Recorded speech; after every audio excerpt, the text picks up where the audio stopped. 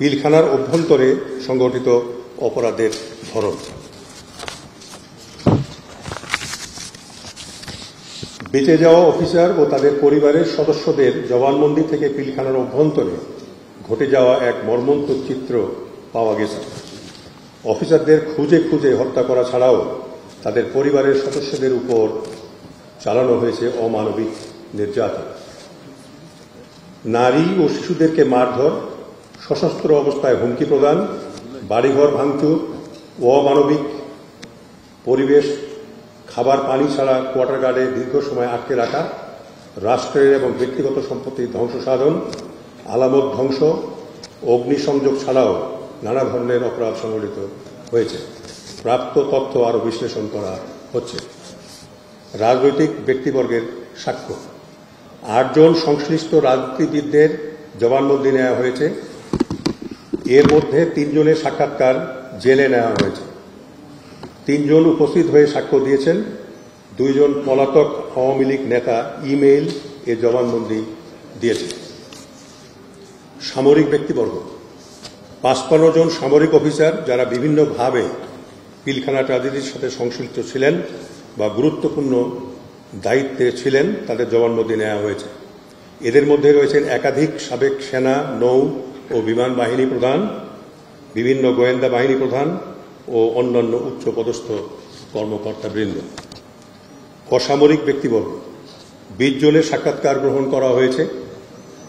এর মধ্যে রয়েছেন ঘটনার সঙ্গে সংশ্লিষ্ট সাংবাদিক, আমলা ও পূর্বতন তদন্ত কমিটির সদস্যবৃন্দ।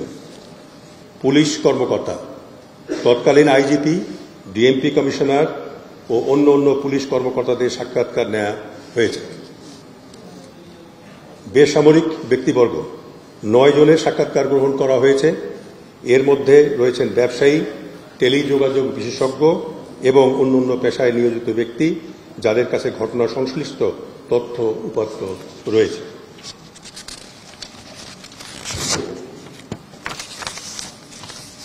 কারাগারে দণ্ডপ্রাপ্ত ব্যক্তিবর্গ। কারাগারে দণ্ডপ্রাপ্ত 25 জন বিডিআর সদস্যের সাক্ষাৎকার নেওয়া হয়েছে। তারা ঘটনার বর্ণনা দিয়েছেন এবং ঘটনার সাথে কারা জড়িত সে সম্পর্কে নানা ধরনের তথ্য দিয়েছে, যেগুলো এখন বিশ্লেষণ করা হচ্ছে। আরও সাক্ষাৎকার গ্রহণের প্রক্রিয়া চলমান। বিডিআর সদস্যদের সাক্ষ্য গ্রহণ। 29 জন কারামুক্ত বিডিআর সদস্যের সাক্ষাৎকার নেওয়া হয়েছে।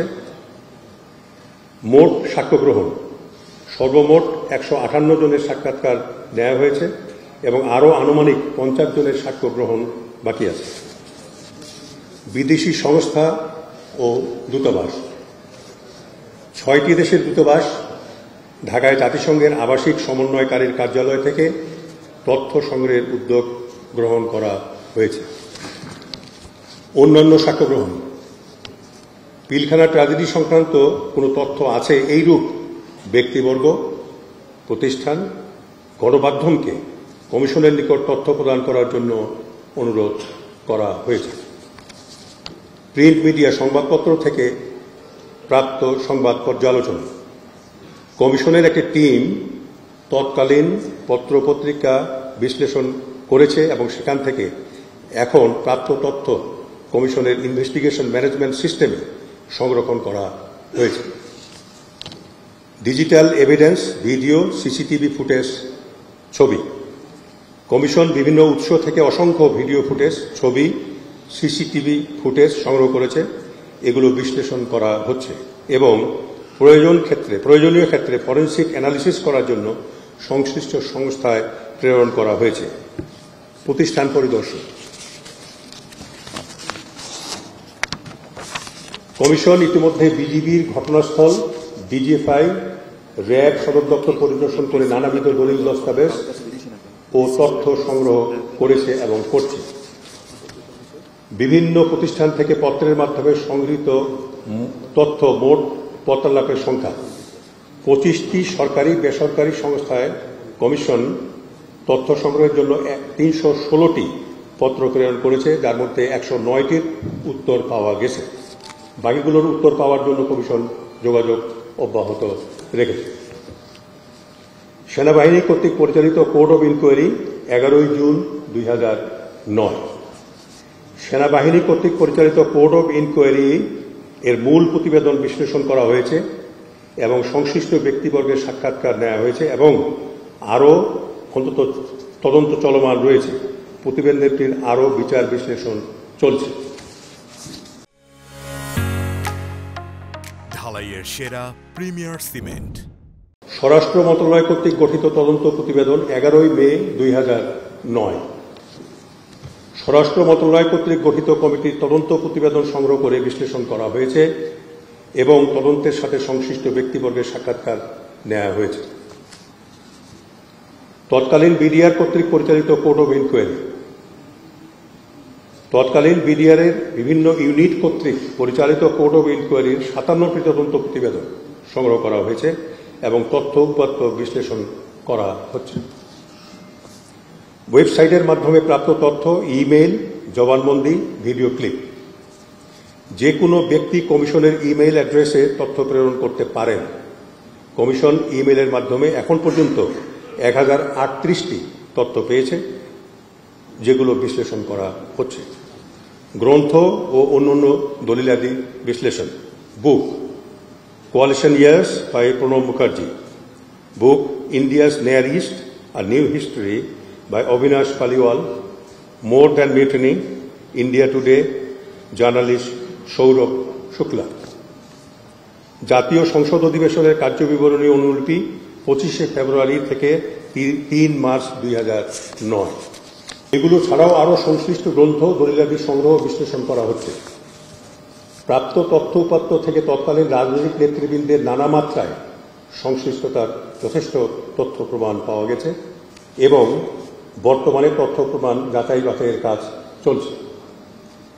25-26 ফেব্রুয়ারি 2009 পিলখানায় সংঘটিত এই হত্যাকাণ্ডটি একটি দীর্ঘমেয়াদী ষড়যন্ত্রের ফল হিসেবে কমিশনের কাছে প্রতীয়মান হয়েছে।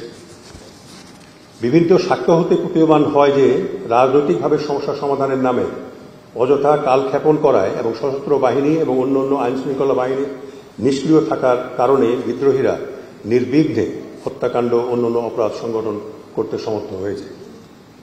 25 ফেব্রুয়ারি সকাল থেকেই পিলখানার ভিতরে আটকে পড়া অফিসার ও তাদের পরিবারের সদস্যদের বারংবার অনুরোধ ও আপত্তি সত্ত্বেও কোনো ব্যবস্থা নেওয়া হয়নি। এ পর্যন্ত প্রাপ্ত তথ্য উপাত্ত বিশ্লেষণ করে এটা বলা যায় যে তৎকালীন সশস্ত্র বাহিনীর কমান্ড ও আইন শৃঙ্খলা রক্ষাকারী বাহিনীগুলো সময় মতো সিদ্ধান্ত গ্রহণ করেনি এবং অপরাধ সংগঠনের সময় তারা নিষ্ক্রিয় অবস্থায় ছিল, যার ফলে তারা বিদ্রোহ ও হত্যাকাণ্ড প্রতিহত করতে কার্যকরী পদক্ষেপ গ্রহণ করেনি। তৎকালীন গোয়েন্দা সংস্থাগুলো দায়িত্ব পালনে চরম অবহেলা ও ব্যর্থতার পরিচয় দিয়েছে বলে এ পর্যন্ত প্রাপ্ত তথ্যে প্রতীয়মান। গোয়েন্দা ব্যর্থতার স্বরূপ ও কারণ বিশ্লেষণ করা হচ্ছে। ঘটনা ভিন্ন খাতে প্রবাহিত করা, আলামত ধ্বংস করার প্রয়াস প্রতীয়মান হয়েছে। এর পিছনে দায়ী ব্যক্তি ও সংস্থাগুলোকে চিহ্নিত করা হচ্ছে। পিলখানায় হত্যাযজ্ঞ চলাকালে কিছু গণমাধ্যম পক্ষপাতদুষ্ট সংবাদ প্রচার করার মাধ্যমে বিদ্রোহ উস্কে দিয়েছে এবং একই সাথে পরিকল্পিতভাবে সামরিক অফিসারদের ভাবমূর্তি ক্ষুণ্ণ করার প্রয়াস চালিয়েছে বলে প্রতীয়মান হয়েছে। বিদেশি সংশ্লিষ্টতা সম্পর্কে ভুক্তভোগী ও প্রত্যক্ষদর্শীর কাছ থেকে বেশ কিছু তথ্য প্রমাণ পাওয়া গেছে, যেগুলো যাচাই বাছাই ও বিশ্লেষণ করা হচ্ছে। এখন পর্যন্ত প্রাপ্ত তথ্য অনুযায়ী কমিশন মনে করে যে সময় মতো সামরিক ব্যবস্থা গ্রহণ করলে এই নৃশংস হত্যাকাণ্ড ও অন্যান্য অপরাধ প্রতিরোধ করা যেত।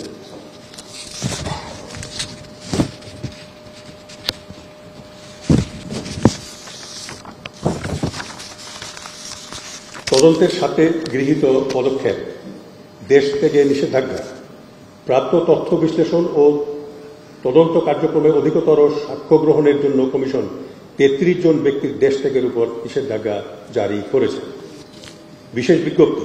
পলাতক ব্যক্তিবর্গের সাক্ষ্য প্রদানের জন্য কমিশন 3টি বিশেষ বিজ্ঞপ্তি প্রচার করেছে।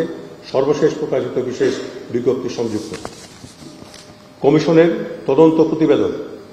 প্রাপ্ত সাক্ষ্য প্রমাণের ভিত্তিতে কমিশন তদন্ত প্রতিবেদনের প্রাথমিক খসড়া তৈরি করেছে, যা বর্তমানে কমিশন সদস্যগণ পর্যালোচনা করছেন।